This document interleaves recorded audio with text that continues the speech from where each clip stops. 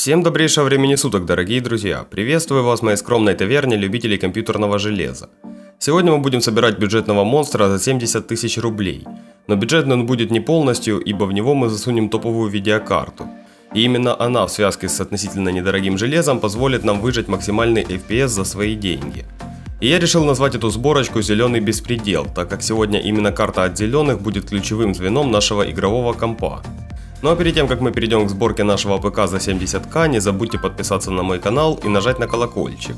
А все ссылки на эту сборку лежат в закрепленном комментарии под видео. И давайте начнем. Я вообще долго думал над тем, как сделать сборку с большим FPS, но при этом не платить около 100 тысяч рублей за игровой компьютер. И как видите, мне удалось придумать отличный вариант всего за 70к. И первым делом давайте возьмем нашу видеокарту RTX 2070 Super. Это одна из самых удачных видеокарт, которую можно взять в 2020 году с запасом под новые игры. Она имеет на своем борту нормальный рейтрейсинг и 8 ГБ видеопамяти, которых точно хватит на ближайшие года 3. А мощности графического чипа вам с головой хватит для максимальных настроек Full HD. Правда, сейчас она легко справляется и с 2К разрешением, но в играх нового поколения скорее всего придется перейти именно к Full HD. А брать с таким бюджетом видюху с самым топовым охладом нам точно не по карману. Поэтому я решил взять очень неплохой бюджетный вариант от Gigabyte. Эта модель имеет новые фирменные 3 кулера и в целом она очень холодная. А в обычных летних условиях ее температура максимум поднимается до 75 градусов.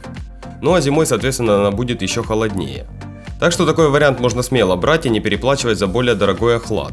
Особенно когда у нас сборка ПК не за 1 000 000 рублей, а всего-то за 70 тысяч. Ну и давайте под нашу мощную видюху подберем процессор и остальные железяки. На всех остальных комплектующих мне пришлось изрядно сэкономить, но в то же время совсем шлак мы брать не будем, ибо для большого FPS нам понадобится не только видеокарта, но и процессор. Поэтому по классике возьмем неплохую мать Gigabyte B450M S2H.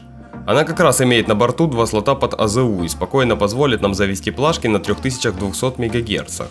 А также она легко переваривает любой 6-ядерный Ryzen.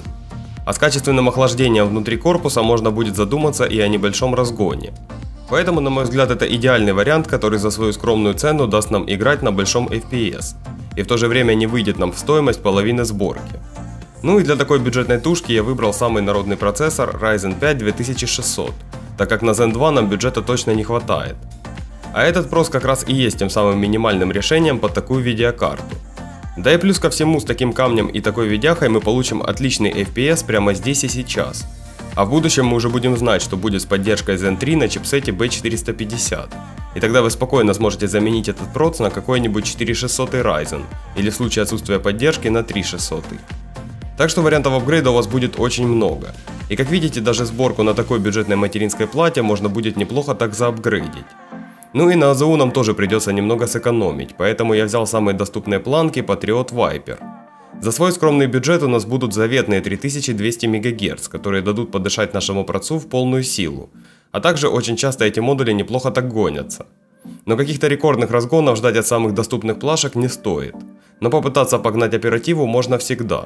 Вдруг именно вам попадется очень удачный набор планок, который возьмет большую частоту. Ну и на чем мы точно не будем сильно экономить, так это на охладе. Проц у нас далеко не топовый, и в будущем, скорее всего, вы захотите его разогнать. Конечно, если не захотите его поменять раньше. Поэтому я решил поставить к нашему процу неплохую башню Deepcool Gammax 400 с 4 медными трубками.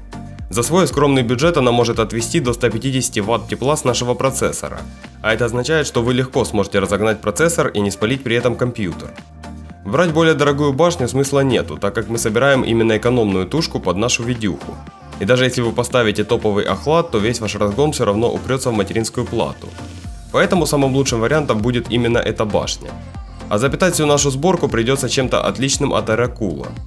А главное, надежным и достаточно мощным, потому что мало кто из вас захочет распрощаться с такой дорогой видюхой. А фейерверки на Новый год лучше покупать отдельно от компьютерных комплектующих. Поэтому я выбрал отличный блок питания Seasonic S12 на 650 Вт. Этот блок питания точно справится с нашим зеленым беспределом и как раз имеет небольшой запас под апгрейд и разгон процессора. Таким блоком питания вы спокойно сможете запитать как более прожорливые видеокарты, так и какой-нибудь 8-ядерный Ryzen. Так что в целом лучше один раз заплатить за нормальный блок и потом при апгрейде его не менять. Да и блоки питания фирмы Seasonic славятся очень большой надежностью, и скорее всего этот блок у вас останется не на одно десятилетие. Ну а в качестве накопителя я решил поставить всего один SSD на 240 гигабайт от фирмы Adata. Если вы обычно играете в 1-2 игры, то вам его на первое время хватит с головой. Ну а если вы любитель накачать много чего интересного, то лучше возьмите сразу на 500 гигов. Но я думаю, что за 70к лучше получить топовую видюху и посидеть на 240 гигабайтах, чем сидеть на 1650 Super и иметь кучу свободного пространства. Ну и как просил один из моих подписчиков, собирать наш ПК мы будем в картонной коробке. Ну а если серьезно, то бюджета на корпус, откровенно говоря, у нас не хватает. Поэтому вы можете выбрать абсолютно любой корпус из моего видео про рынок корпусов. Там я рассмотрел самые популярные модели с неплохой продуваемостью.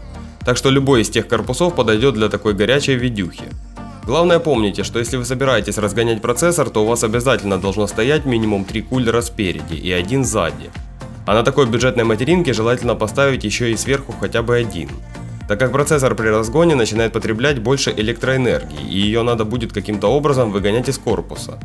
И помните, что к любому разгону нужно подходить с умом, а не задирать вольтаж и бежать за огнетушителем.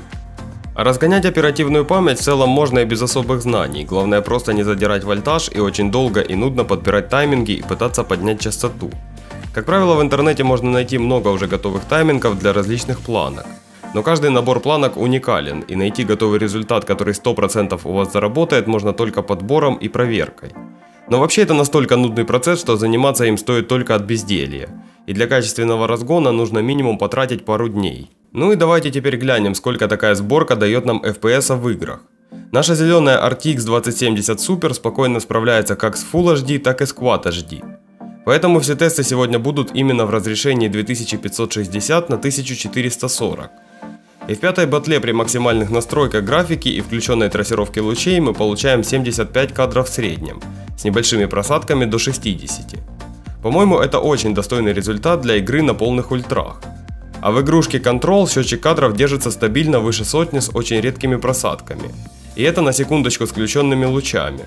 Правда, эта игра специально создавалась под лучи и работает она адекватно только на старших видеокартах RTX. А на более младших такого FPS вы точно не увидите. А вот в Red Dead Redemption 2 с ее не самой лучшей оптимизацией нам придется довольствоваться только 60 кадрами. Хотя даже такой FPS можно назвать более чем играбельным. А учитывая, что на большинстве систем она просаживается ниже 30 кадров, то таким результатом можно смело и гордиться. А вот бенчмарк Ассасина смог нас порадовать значением в 90 FPS, что явно можно считать отличным результатом. Так что вот такие вот показатели дает сборка на дешманской тушке с крутой видюхой. На мой взгляд, такая сборка зайдет абсолютно всем, так как я попытался максимально правильно распределить бюджет, именно для максимального FPS.